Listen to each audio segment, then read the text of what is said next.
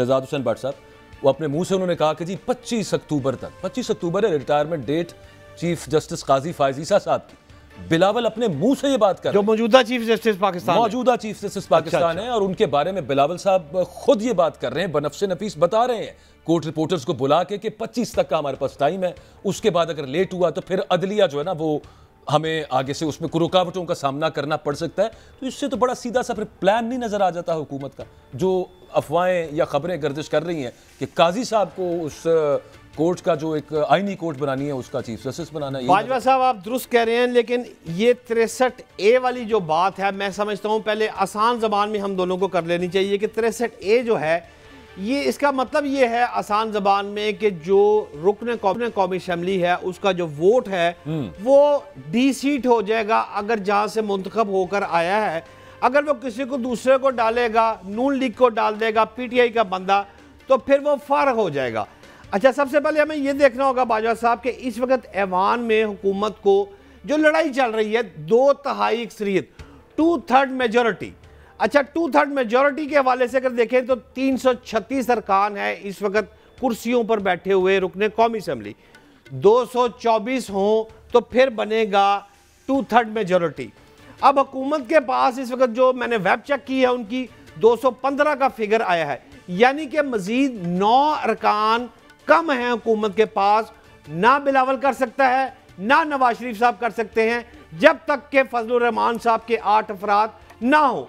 अब अगर फजलुर रहमान साहब ने कर दिया इनकार, साहब देखें फजलुर रहमान साहब के वो 8 ना हो, मुद्दा ये है कि ये क्यों आई थी, ये जो शिक ऐड हुई थी आइन में 63A वाली, ये नवाज शरीफ साहब ने अपने दौर में ऐड इस वजह से की थी कि बोलियां लगती थी, मंडियां लगती थी, और ये इसी वजह से हुआ था कि भाई यार पैसे दे के अगले दौर में जब जिसको आप छांगा मांगा याद करें आप, और फिर यहाँ फिर बेनज़ीर भुट्टो साहिबा की वहाँ पे उधर सबात में एक वो कहते थे कि यहाँ पे लोगों को मुख्तलिफ तरह की ऑफर्स करवाई जाती हैं। तो अभी भी मामला वही है। बहुत से पाकिस्तान तहरीक इंसाफ से ताल्लुक़ रखने वाले MNAs हैं, उनके वीडियो बयान है कि उनकी फैमिली को किस तरह से धमकाया गया है, डराया गया है, और फैमिली में किस किस को उठाने की धमकी दी गई है हुकूमत की तरफ से, वो एक अलग चीज़ है। और पैसों वाला मामला एक अलग। आप बात कर रहे हैं मोहम्मद सादुल्ला साहब की, जो मेरा ख्याल है MA 97 फैसलाबाद के थे, कहाँ है वो, पता है कहाँ है? बता दें, आप बता दें यार। आप बात कर रहे हैं ना कि वो उठाए गए थे बंदे, ये वाले की बात कर रहे हैं। मैं आपको मजे की बात बताऊं, कल आरिफ अलवी साहब से मुलाकात हुई, वो लाहौर में ATC साबिक सदर साहब, साबिक सदर पाकिस्तान, वो इधर लाहौर में तशरीफ़ लाए हुए थे।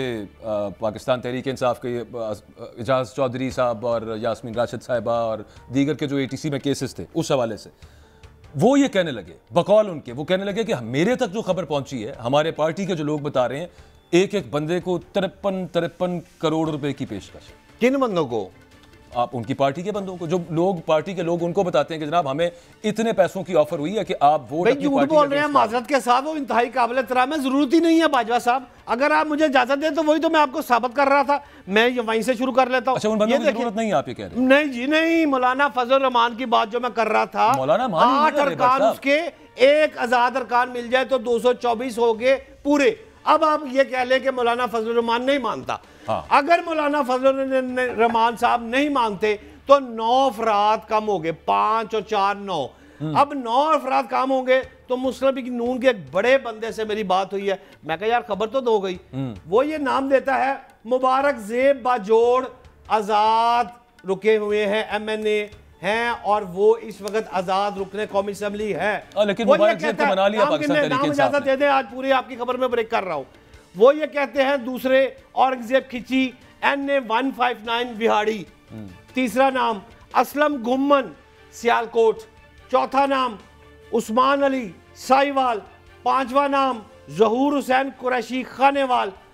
बाजवा साहब, दो ये सारे लोग गायब हुए थे, फिर उसके बाद ये वापस भी आ गए, फिर उसके बाद इनके बयान हल्फी भी आ गए थे यार, घरों में बैठे हुए रोटी खा रहे हैं। नहीं, असलम गुम्मन साहब आप उनकी बात कर रहे हैं। We went missing at that point in time. Sir ji, दो बातें करके मैं आपकी तरफ आ रहा हूं, सिर्फ दो बातें। पहली बात ये है कि ये अरकान जिनकी मैं बता रहा हूं आपको आजाद है, वो तादाद पूरी कर सकते हैं। एक आखिरी बात, जो 63A की बात आपने शुरू की, जितने चाहे अरकान असेंबली उठकर आ सकते हैं, वोट दे सकते हैं।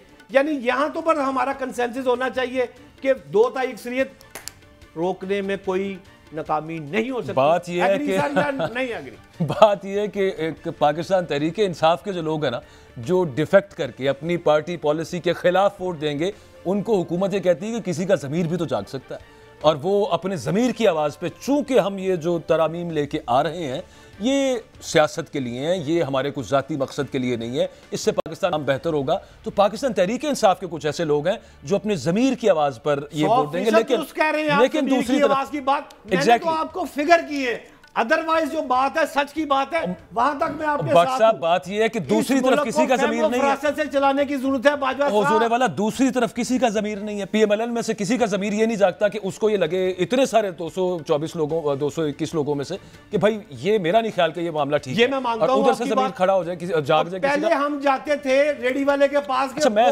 खबर दूं, अब रेडी वाला पता क्या कहता है, कहता है मैं खबर दूं। अच्छा, भाई सोशल मीडिया से इतना आ गया है कि हमें वो देखें, सोशल मीडिया अपनी जगह पे, लेकिन वहां पे ऑथेंटिसिटी का मसला तो रहता है। खैर, ये वाला जो मामला ना, जिसकी बेसिस के ऊपर 63A की सुप्रीम कोर्ट ने जो तशरीह की थी, और वो ये थी, जस्टिस मुनीब अख्तर ने, वो उसके ऑथर थे, लिखी थी उन्होंने 2 साल पहले, जब पंजाब के अंदर हमजा शहबाज की हुकूमत वाला मामला था, और वो ये थी कि जो वोट पार्टी पॉलिसी के खिलाफ डालने की कोशिश करेगा, चूंकि हमें पता चल गया कि वो जुर्म कर रहा है, तो उसका वोट काउंट नहीं होगा और साथ वो डी सीट भी हो जाएगा।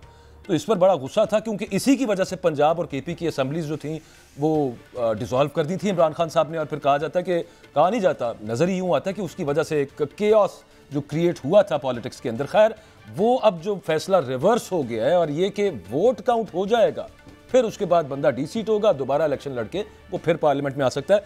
हाफिज़ हसन साहब हमारे साथ मौजूद हैं, माहिर कानून है। बहुत शुक्रिया हाफिज़ साहब, आपने वक्त दिया। चूँकि फैसला इनफील्ड है, अब जो नई तशरीह कह लें या पुरानी तशरीह पर जो रिवर्ट बैक किया सुप्रीम कोर्ट ने, उससे इख्तलाफ या इत्तफाक या उस पर तनकीद हो सकती है। लेकिन उससे पहले मैं हुजूर वाला आपसे ये जानना चाहता हूँ कि ये जो टाइमिंग है, मुझे इसके बारे कुछ समझाइए। इस पर सवालात उठ रहे हैं, इस मौके पर ये नहीं होनी चाहिए थी, ये किसी अच्छे ठंडे वक्त में, जबकि सियासी तौर पर माहौल ठंडा होता, उस वक्त हो जाती तो बेहतर होता। ऑर्डिनेंस ला के पहले प्रैक्टिस एंड प्रोसीजर एक्ट, फिर उसके बाद एक ऑर्डिनेंस लाने की ज़रूरत गालिबन इस वजह से पेश आई कि जस्टिस मुनीब और जस्टिस मंसूर अली शाह, उनका इख्तलाफ है काजी फायज़ साहब के साथ। फिर ये मंसूर अली शाह साहब ने कहा कि मुझे तो ऑर्डिनेंस पे इख्तलाफ है, फिर आपने जिस तरह से कमेटी फॉर्म की जिसने बेंच बनाना था, मुझे उस पर इख्तलाफ है। जस्टिस मुनीब ने रिक्यूज़ भी नहीं किया और वो केस में बैठे भी नहीं। तो ये सब मामलात, और फिर ख़ास तौर पर टाइमिंग, आपकी राय हुजूर इस पर क्या है? ये टाइमिंग अगर किसी और वक्त ये सब मामला किया जाता तो बेहतर ना होता? इस वक्त तो सादा सा तासुर ये जा रहा है कि ये हुकूमत को सहूलत फराहम करने के लिए इतनी उजलत के अंदर ये रिवर्ट बैक हुई है 63A की जो तशरीह है। बिस्मिल्लाहिर्रहमानिर्रहीम। अकबर भाई, आपका बहुत शुक्रिया, आपने टाइमिंग की बात की है।